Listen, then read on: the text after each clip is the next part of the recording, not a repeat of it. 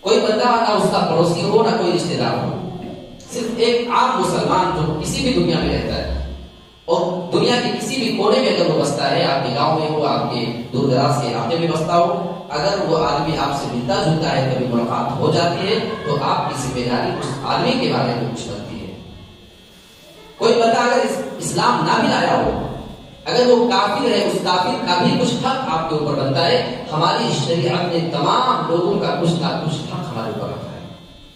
میں مختصر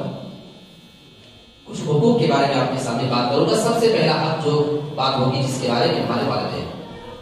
جن کی وجہ سے ہم اور آپ دنیا میں ہیں،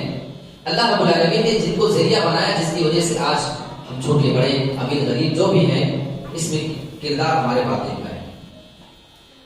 ان کی اہمیت کا اندازہ آپ صرف اس بات سے لگا لیں کہ اللہ رب العالمین نے قرآن مجید کے اندر اپنی عبادت کے ساتھ ساتھ والدین کے ساتھ اچھا سلوک کرنا، حسن سلوک کرنا اور صحیح ویوہار کرنے کا معاملہ اللہ نے اپنی عبادت کے ساتھ جوڑ دیا ہے۔ اللہ فرماتا ہے وَقَضَىٰ رَبُّكَ أَلَّا تَعْبُدُوا إِلَّا إِيَّاهُ، اللہ نے یہ فیصلہ کر دیا ہے، تمہارے رب کا یہ فیصلہ ہے کہ تم اللہ کے علاوہ کسی اور کی عبادت نہ کرو، وَبِالْوَالِدَيْنِ إِحْسَانًا، اور اپنے والدین کے ساتھ تم حسن سلوک کرتے رہنا۔ یہ بھی اللہ کا فیصلہ ہے، یہ اللہ کا آرڈر ہے، یہ کوئی مشورہ نہیں، یہ کوئی سجھاؤ نہیں، یہ اللہ کا آرڈر ہے، یہ اللہ کا فیصلہ ہے جو مقرر ہے، تمہیں کرنا ہی ہے، اس میں آپشن نہیں ہے۔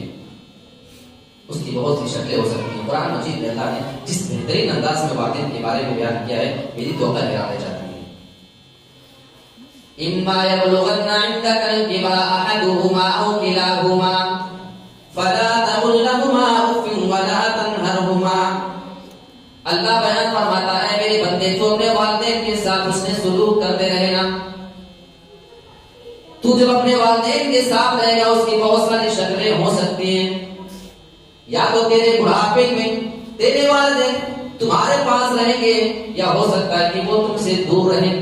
تم ممبئی چلے جاؤ، گجرات چلے جاؤ، پونا چلے جاؤ اور تمہارے والدین گاؤں میں رہ جائیں۔ اللہ بیان فرماتا ہے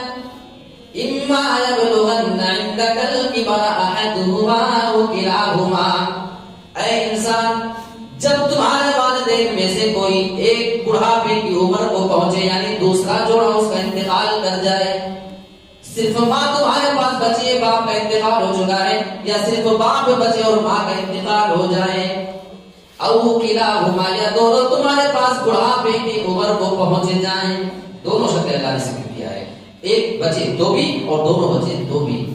سوال یہ پیدا ہوگا کہ ترتیب میں اللہ نے